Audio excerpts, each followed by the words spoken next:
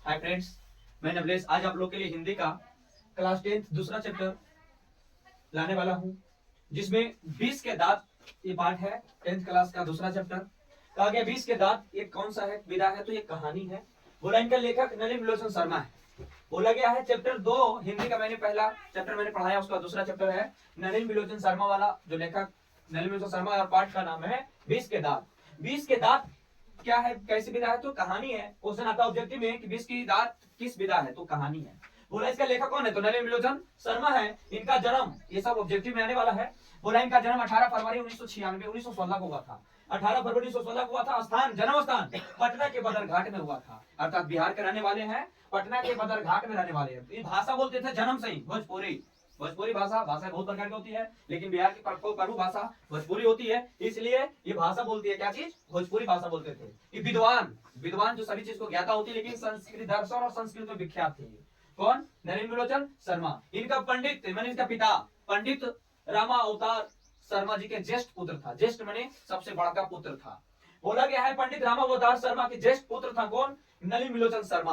अर्थात अगला माता का नाम रत्नावती। तुमसे पूछेगा ऑब्जेक्टिव कि 20 के दांत शीर्षक पाठ के रचनाकार कौन है, तो नलिन विलोचन शर्मा। और नलिन विलोचन शर्मा के पिताजी का नाम क्या था, तो पंडित रामा अवतार शर्मा। उनके माता का नाम, अर्थात नलिन विलोचन शर्मा के माता का नाम रत्नावती देवी था।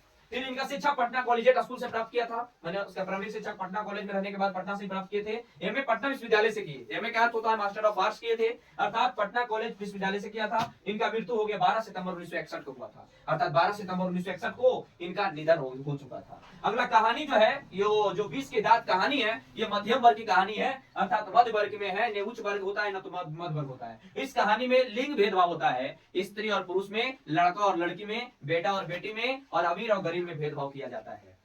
जो एक मध्य वर्ग की कहानी होती है, जिसमें किसी बड़े आदमी की 5 बेटी होती है और एक बेटा होता है, तो बेटा की मान्यता ज्यादा मिलता है और बेटे की मान्यता कम होता है। उसी रूप में इस कहानी में देखेंगे कि इस कहानी में क्या है। इस कहानी में दिया गया है कि मध्यम वर्ग में भेदभाव किया जाता है। मध्यम वर्ग में बेटा है तो उसका पालन पोषण अच्छा से, बेटी है तो जैसे तैसे बेचारी बच उससे रहा। उसके बाद जो है इन्होंने कृति लिखा, बहुत सारे कृति में इनका रचनाकार भी था। दृष्टिकोण, साहित्य का दर्शन, 20 के दांत, साहित्य तत्व संग्रह, मानदंड, ये सब बहुत सारी कहानी है। मैंने 4 वो इंपॉर्टेंट 5 को लिया, लेकिन बहुत सारी कहानी है, लेकिन इसमें 4 क्वेश्चन जो 4 कृति है उसमें से मेन होता है 20 के दांत। आज इस पाठ में पढ़ेंगे। तो क्या सर इस 20 के दांत से पाठ के रचनाकार कौन है, तो नलिन विलोचन शर्मा। और नलिन विलोचन शर्मा का जन्म 18 फरवरी 1916 को हुआ था। इनका जन्म स्थान पटना के बदरघाट में। एक बार में याद कर लेना है कि पटना के बदरघाट में हुआ था। भाषा था भोजपुरी। विद्वान थे दर्शन और संस्कृत के। पिता का नाम पंडित रामा अवतार शर्मा था और माता का नाम रत्नावती। इसी रूप में याद करना है आप लोग को, ताकि हर चैप्टर का लेखक के बारे में याद रहे। मैं इस कहानी का सारांश बताने वाला हूँ। कहा गया 20 के दांत कहानी का सारांश मैं छोटा सा रूप में कर देता हूं, किताब बिना पढ़े, अर्थात कहानी के रूप में।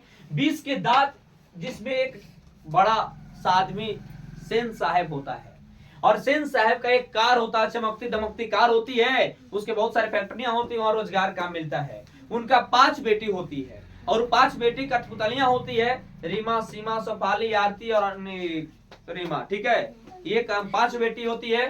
5 बेटी में से एक बेटा अंत में होता है खोखा। ठीक है, खोखा जो जन्म लेता है वो चमकती दमकती कार से डर रहती है, अर्थात गाड़ी को कोई ड्राइवर कहता है, गाड़ी को डर भी है, तो खोखा से डर है। तो सेन साहब ने 2 नियम बनाए थे। घर के नियम में 2 नियम बताया था, लड़कियों के लिए अलग नियम और बेटा के लिए अलग नियम। तो कहा जाता है कि यहाँ भेदभाव, लड़का कुछ भी कर सकता है और लड़की विदाउट कुछ भी परमिशन के नहीं कर सकती है। जिसमें से खोखा कोई भी काम करना चाहता है। उसी के बीच में गिरधर लाल आता है। गिरधर लाल बेचारा उसके कंपनी में कार्य करता है, और उसका बेटा मदन जो गांव के आवारा लड़कों के साथ, छोकरों के साथ घूमता है। लेकिन उसी प्रकार सेन साहब का एक बेटा खोखा होता है, जो आवारा कुत्तों के साथ घूमना नहीं चाहता है। लेकिन खोखा, मैं सारांश से बताता हूं, टोटल डिपली अच्छा से पढ़ना पढ़ाएंगे। लेकिन खोखा जब खेलना चाहता है गांव के लड़कों के साथ, तो देखता है मदन अपने गांव के आवारा छोकरों के साथ गली में लट्टू नचा रहा था। ठीक है, उसके बाद खोखा का भी ललक लगता है कि हम भी उसके साथ लट्टू नचाएं। और जब उस स्थान पे खोखा जाता है लट्टू खेलने के लिए, तो मदन ने उसको जवाब देता है कि तू बड़ा बाप की बेटा है, मेरे साथ नहीं खेलता हो। तू भी बोला, खोखा बोला उससे पहले कि मैं भी लट्टू खेलूंगा, मुझे लट्टू दो। बेचारा गर्व में बोला कि हम बड़े बाप के बेटा हूँ। मदन ने उतना ही देरी में 2 दांत उसका घसका दिया। ठीक है, इसी पाठ पे इसका नाम रखा गया 20 के दांत। मनु 2 दांत जो था उसका वो बहुत 20 के रूप में था, जहर के रूप में था। उसके बाद उसकी जब पता चल गई पिताजी को, गिरधर लाल को, इस आराम से मैंने कहता हूँ, गिरधर लाल को पता चलता है तो गिरधर लाल बेटा को डांट फटकारते भी है, बहुत बार उसे डर भी लगता है, लेकिन अंत में उससे उस मालिक को तबाह हो जाता है। क्या कहता है कि अपने बेटे को संभालो, लेकिन अंत में बेटा जब इस काम को करता है तो जब घर जाता है, मदन घर जाता है तो घर जाने से पहले डर जाता है। तो डरने के बाद लगता है कि आज तो हमको बचने नहीं देगा बाप मेरा, लेकिन जाने के बाद बेचारे रात में घर पहुंचता है, ढनमनाता है। घर में घुसा तो थारी में पैर बजता है, ढनमना जाती है, जिससे उसकी माँ जग जाती है। जगने के बाद उस घर में जाने के बाद कौन है इस सिस्टम में कहता है कि तो उसकी माँ जागती है, उसके बाप आता है, बाप उसे गले लगाकर उठा लेता है, कहता बा बेटा तुमने बड़े का जवाब अच्छे से दिया, लेकिन उससे पहले ये भी है कि खोखा कितना बार मार खाता है बाप से। बाप खोखा नहीं, मदन खाता है, और मदन जो है बार बार मार खाती है अपनी बाप से, माँ से। अंत में गिरधर लाल उसकी बाप होता है खोखा का, उसे कंपनी से निकालने की बात कहती है। इस रूप में ये चैप्टर है, बहुत सारा अच्छी तरह कहानी है। मैंने सारांश में थोड़ा सा कहा। उसकी 5 बेटी होती है, 5 बेटियां कुछ नहीं कर सकती, सिर्फ कठपुतली है, सिर्फ हिल डोल सकते हैं बिना ऑर्डर के नहीं। लेकिन बेटा जो होता है सेन साहब का जो बेटा होता है खोखा, उसे सेन साहब इंजीनियर बनना चाहता था। ठीक है, बहुत सारी कहानी छोड़े, सेन साहब इंजीनियर बनाना चाहता था। इंजीनियर बनाने के बावजूद वो घर पर अपने बढ़ी को बुला करके ठोक पीट करवाता था, ठीक है, ताकि इंजीनियर बन सके।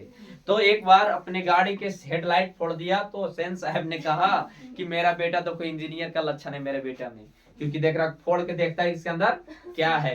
ऐसे ऐसे नए नए चीज को तोड़ फोड़ कर देखता है, कहता है कि इसके अंदर क्या है।